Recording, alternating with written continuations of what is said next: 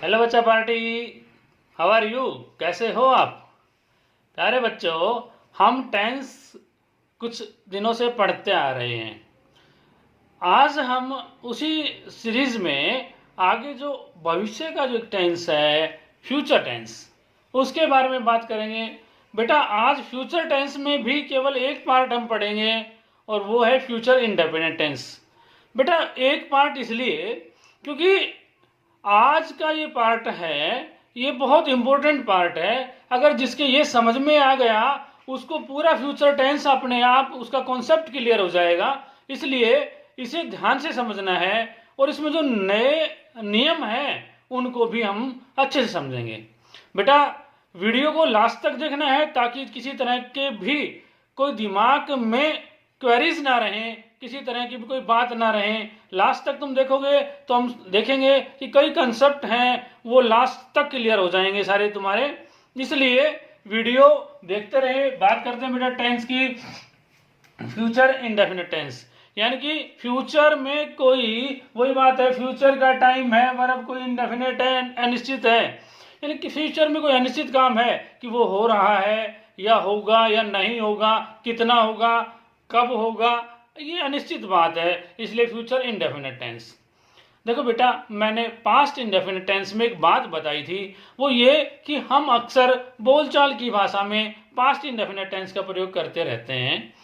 इसी तरह बेटा मैं एक बात और बताना चाह रहा हूं कि हम बोलचाल की भाषा में इस टेंस का प्रयोग भी बहुत ज़्यादा करते हैं, इसलिए ये टेंस भी पास्ट इंडेफिनिट की तरह बहुत इंपॉर्टेंट टेंस है और इस पार्ट का उपयोग तो हम अक्सर करते रहते हैं। जैसे सपोज कीजिए कि अगर हम किसी दोस्त से बात कर रहे हैं, एक दोस्त के साथ जा रहे हैं, कह रहे हो कंधे में हाथ रख रखा है, गले में हाथ डाल रखा है और कह रहे हो यार मैं कल स्कूल नहीं जाऊंगा। नहीं जाओगे? उसने पूछा क्यों यार, क्यों नहीं जाओगे तुम? यार कल दिल्ली जाऊंगा। अच्छा दिल्ली जाओगे, क्या लाओगे? क्या? घूम के आऊंगा। तो बार बार ये रिपीट हो रहा है कि आऊंगा जाऊंगा, ठीक है। तो फिर वो कहेगा कि घूम के आएगा, यार एक काम करना मेरे लिए कोई टी शर्ट लानी है, ले आएगा क्या? तो कहेगा हाँ यार मुझे भी शॉपिंग करनी है, मैं भी शॉपिंग करूंगा। अच्छा चलो बहुत बढ़िया है। तो बेटा इस तरह से हम फ्यूचर की बातें प्रेजेंट में होते हुए करते रहते हैं। जो बड़े लोग हैं वो तो दिमाग में विचार इस तरह से बनाए रखते हैं कि मैं 2 दिन बाद ये करूंगा, 4 दिन बाद ये करूंगा, 1 महीने बाद मेरा ये प्रोजेक्ट होगा, 2 महीने बाद ये होगा। तो सारे फ्यूचर की बातें होती हैं। कई बच्चे सोचते हैं कि यार 10वीं पास कर लूं, इस खड़ूस सर से तो पीछा छूट जाएगा इंग्लिश वाले से। तो बेटा ये छूट जाएगा, ये भी फ्यूचर की बात है। और क्या तुम्हें वहां पर अच्छा सर मिल जाएगा ये गारंटी है? नहीं बेटा इसकी भी कोई गारंटी नहीं है। इसलिए ये सब फ्यूचर की बातें हैं। तो फ्यूचर की बातें हम दिन प्रतिदिन करते रहते हैं, सोचते रहते हैं यार कल वो स्कूल में जाऊंगा तो वो सर आएंगे, वो मुझे काम चेक करेंगे मेरा, वो मारेंगे, यार मैं पढ़ लेता हूं। तो इस तरह से हम बात करते हैं, वो फ्यूचर की बहुत ज्यादा करते हैं और वो फ्यूचर इंडेफिनिट टेंस की ही बात करते हैं बेटा। इसलिए इस टेंस के सेंटेंस भी जितने ज्यादा से ज्यादा उसके उनका रिवीजन करना है तुम्हें और उनको देखना है। पहले इस टेंस को समझते हैं बेटा। मैंने बताया कि हिंदी में इसकी पहचान क्या है? हिंदी में तो वही गा गे गी। मैं जाऊंगा, वो जाएगी, हम खाएंगे, हम नाचेंगे, हम खेलेंगे, हम बहुत से प्लानिंग करेंगे। तो ये सब हिंदी में इसकी पहचान है गा गे गी। और बेटा इंग्लिश में मैंने वही बात बताई थी।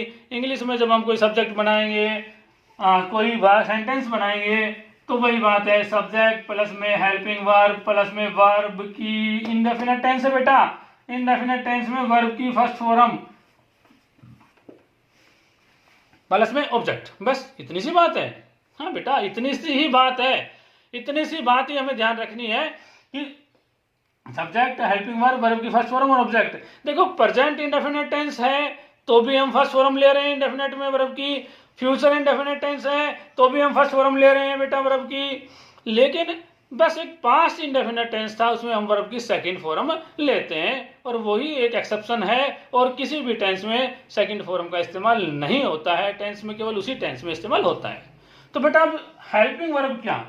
बेटा हेल्पिंग वर्ब हमने जो पढ़ी थी और अब भी जो पढ़ते आ रहे हैं वो ये है सेल और विल। लेकिन मैं इसके बारे में तुम्हारे कुछ कॉन्सेप्ट क्लियर करना चाहता हूं बेटा, इसलिए इस वीडियो को अच्छे से देखना है, लास्ट तक देखना है। देखो बेटा, आप कहोगे सर सेल किसके साथ और विल किसके साथ? हाँ बेटा, सेल सिर्फ और सिर्फ दो के साथ लगता है, वो लगता है सेल लगता है बेटा आई के साथ और वी के साथ। बहुत आसान है ये तो, आई और वी के साथ सेल लगा देंगे, फिर बाकी के साथ चाहे वह बेटा कोई भी हो, चाहे वो राम हो, सीता हो, गीता हो, ही हो, सी हो, इट हो, दे हो, सभी के साथ, बाकी रेस्ट ऑफ ऑल बेटा सबके साथ क्या लगाएंगे हम? विल लगाएंगे। बाकी सभी के साथ हम क्या लगाएंगे बेटा? विल लगाएंगे। यानी कि ही, सी, इट, राम, सीता, गीता सभी के साथ हम विल लगाएंगे। आसान है ना बेटा? परंतु बेटा इसमें भी थोड़ा सा गोलमाल है। तो गोलमाल क्या है वो बता देता हूं बेटा। बेटा एक वाक्य बनाता हूं मैं, आई शैल गो टू द मार्केट। लेकिन बेटा अनिश्चित बात हो गई है, तो मार्केट जाऊंगा। अगर ये बात निश्चित हो जाए, वो पता नहीं जा रहा है या नहीं जा रहा, जाऊंगा नहीं जाऊंगा, लेकिन ये अगर बात निश्चित हो जाए, यानी कि कोई पक्की बात हो, दृढ़ निश्चय हो, दृढ़ निश्चय में कर ले, तो हम शैल की जगह विल लगाएंगे कि I will go to the market. ठीक है, बात समझ में आई बेटा? यानी कि डिटर्मिनेशन हो जाए, वहां पे हम क्या कर देंगे? शैल की जगह विल लगाएंगे बेटा। बस यही ध्यान रखना है कि जहां कोई डिटर्मिनेशन की बात हो, जहां कोई दृढ़ संकल्प की बात हो, वहां हम शैल की जगह विल लगा देंगे। लेकिन बेटा यहां पे एक मामला उल्टा पुल्टा है। क्या मामला उल्टा पुल्टा है? ये हमारे भैया है ना, ये उल्टे पुल्टे हैं। और उल्टे पुल्टे कैसे हैं? ये ऐसे उल्टे पुल्टे हैं कि शैल की जगह जहां विल लगा है, तो इनमें भी तो ये हो सकता है they will go to the market. बेटा ये तो है ही कि अगर वो मार्केट जाएंगे तो स्पेल हम बनाएंगे they will go to the market. लेकिन यहां भी अगर कोई दृढ़ संकल्प की बात हो, कोई डिटर्मिनेशन की बात हो, कोई पक्का निश्चय कर लिया जाए, तो यहां पे हम उल्टा सुल्टा है बेटा। उल्टा पुल्टा में क्या है? यहां पे हम शैल लगाएंगे। यानी कि कोई भी दृढ़ संकल्प हो तो जहां शैल लगना था वहां विल लगेगा, और जहां विल लगना था वहां शैल लगेगा। है ना गड़बड़? हाँ बेटा, यही तो गड़बड़ है, और यही गड़बड़ समझ में नहीं आती है बेटा। वैसे तो तीन चार जगह हम शैल की जगह विल का इस्तेमाल करते हैं।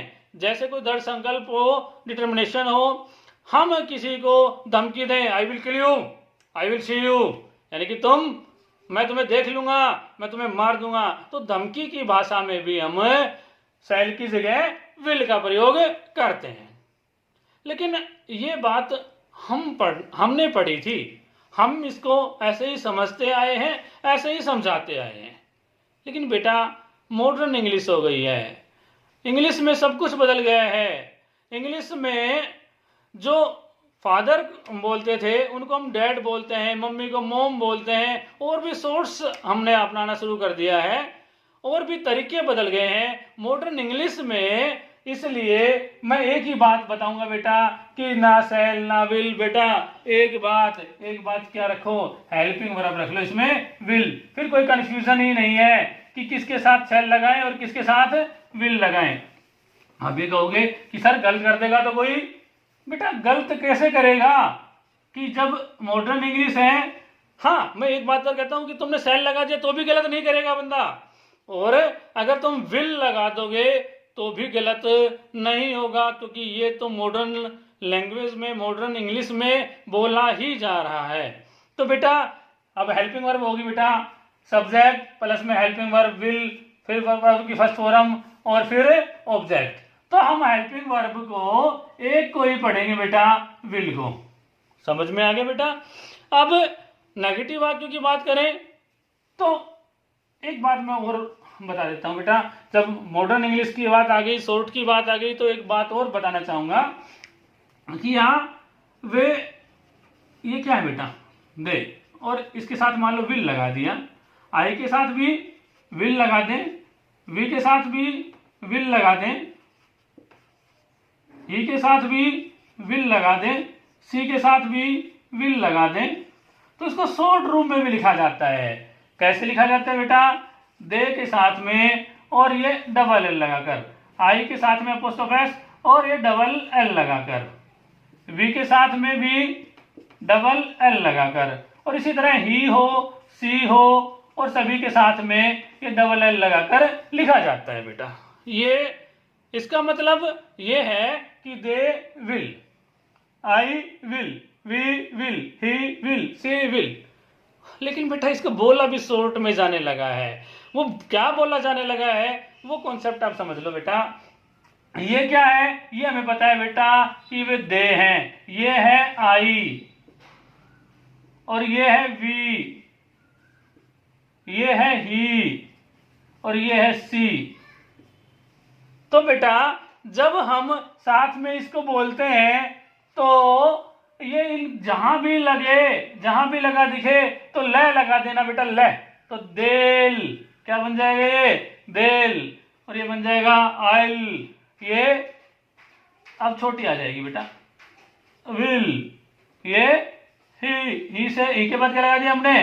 ल, हिल से लसिल। तो बेटा ये इसको बोला जाने लगा है मॉडर्न इंग्लिश में। ध्यान करना बेटा, दे था तो दे के बाद मैंने ल ही लगाया है, देल। आई था तो इसकी जगह क्या लगाया? ल। आई के बाद में ल ही लगाया है, आइल। वी के साथ में क्या लगाया है? ल। छोटा कर दिया हमने, विल। अच्छा, वैसा ही है जैसे बोला जाता है विल। हाँ, तो ये सब वी विल को विल भी बोलेंगे। ही विल को ही तो था ही बेटा, डबल एल की जगह क्या लगाया है मैंने? ले। सी डबल एल की जगह लगाया है ले। तो इस तरह किसी भी के साथ में हम विल लगाएंगे और इस तरह से लिखा जाएगा। तो ये सिर्फ एल लगाना है तुम्हें, पहले वाला जो बोलकर उसके बाद एल लगाना है, यानी ले लगाना है। तो बेटा ये समझ में आ गया होगा। अगर ये बात समझ में आ गई तो वीडियो को अभी लाइक कर दो, देर क्यों कर रहे हो? हाँ बेटा, ये बात एक इम्पोर्टेंट बात है और ये काम आने वाली बात है, इसलिए वीडियो को लाइक करें, शेयर करें और सब्सक्राइब भी करें। एंड तक देखना बेटा, अभी और कुछ नए कॉन्सेप्ट भी हम समझेंगे। तो बेटा ये समझ में आ गया होगा, मुझे ऐसा लग रहा है कि तुम बहुत समझदार बच्चे हो और बहुत जल्दी समझ भी जाते हो। मैंने एक ही बात बताई बेटा, ले लगा देना बस, हिल, सिल, विल, देल, आल, आइल। तो बेटा यही मैंने बताया है। आप देखो बेटा, ये तो वाक्य बनाने हो गए कौन से? हम बात कर रहे हैं अफर्मेटिव की। अगर बात करें हम नेगेटिव की, नेगेटिव में क्या करेंगे बेटा? वही ले लेंगे बेटा, सब्जेक्ट प्लस में हेल्पिंग वर्ब विल और प्लस में नॉट प्लस में वर्ब की फर्स्ट फॉर्म प्लस में ऑब्जेक्ट। बेटा यहां भी एक चीज बताता हूं मैं तुम्हें, और बहुत काम की चीज है। ये विल और नॉट, विल और नॉट को भी हम एक चीज बोलने लगे, वांट। क्या बोलने लगे? वांट। दोनों को इकट्ठा भी बोल देते हैं अब, वांट। वांट नहीं है बेटा, वांट का मतलब चाहना होता है, ये वांट। ठीक है, इस बात का ध्यान रखना है कि विल और नॉट को भी हम क्या बोलने लगे अब इकट्ठे? Want, we want. अच्छा, they want go to the market. ये जो भी आगे वाक्य हो वो हम बना सकते हैं। तो बेटा दूसरी बात जो है समझने की, वो विल नॉट को शॉर्ट में वोंट बोला जाने लगा है, ये भी हमें अच्छे से समझ लेना चाहिए। तीसरी बात बेटा, अब इंटरोगेटिव की बात करते हैं। इंटरोगेटिव में क्या है बेटा? हेल्पिंग वर्ब पहले लग जाती है, सब्जेक्ट प्लस में वर्ब की फर्स्ट फॉर्म प्लस में ऑब्जेक्ट। हो गया बेटा? तो बेटा मुझे लगता है कि हम इस टेंस के स्ट्रक्चर अच्छे से समझ गए और अब हम वाक्य बना सकते हैं। मैंने कुछ वाक्य लिख दिए हैं बेटा, कुछ सेंटेंस लिख दिए हैं, इन्हें हम बनाते हैं। देखो बेटा, पहला वाक्य है, पहला सेंटेंस है, हम स्कूल जाएंगे। तो इसमें सब्जेक्ट है बेटा वी और हेल्पिंग वर्ब लगेगी विल, और मेन वर्ब जाना हो गया, जाना तो गो बोलेंगे। और कहाँ बेटा? टू स्कूल, हम स्कूल जाएंगे। सोनू दिल्ली जाएगी, तो नाम लिख देंगे सोनू, और हेल्पिंग वर्ब बेटा विल, और मेन वर्ब आ गया बेटा गो। ऑब्जेक्ट क्या है बेटा? दिल्ली। ये लिख दिया बेटा हमने।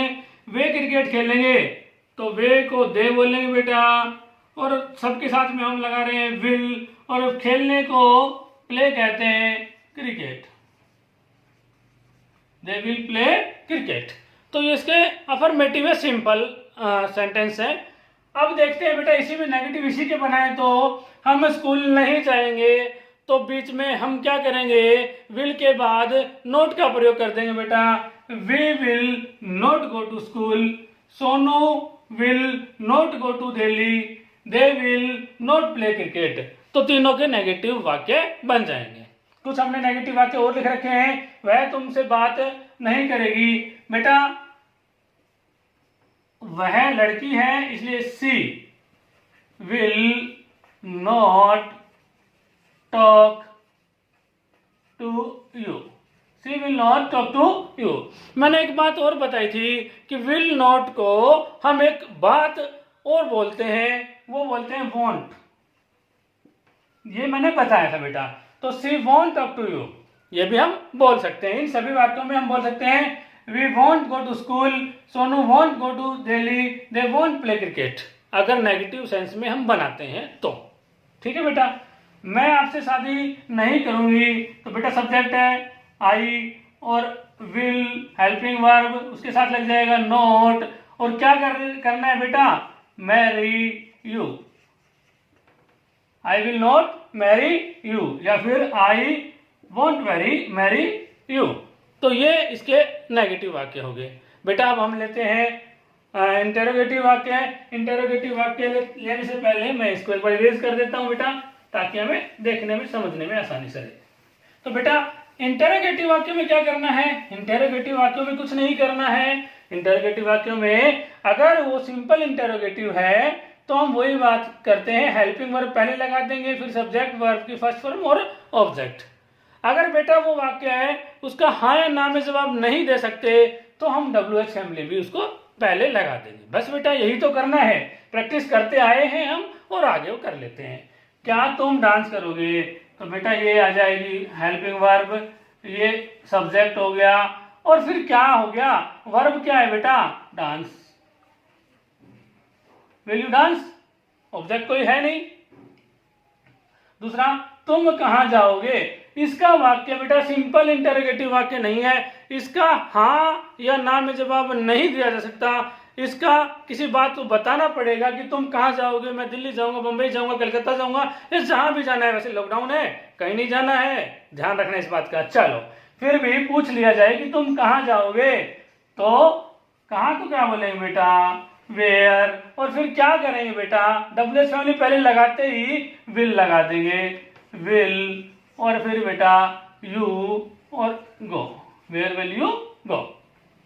अगला है बेटा, बच्चे करते रहते हैं पापा चॉकलेट लाएंगे, क्या पापा चॉकलेट लाएंगे, हाँ, तो वही बात है, पापा चॉकलेट कब लाएंगे, तो कब को बोलेंगे बेटा यहाँ व्हेन, और वही बात विल हेल्पिंग वर्ब लगा देंगे, डैड ब्रिंग चॉकलेट,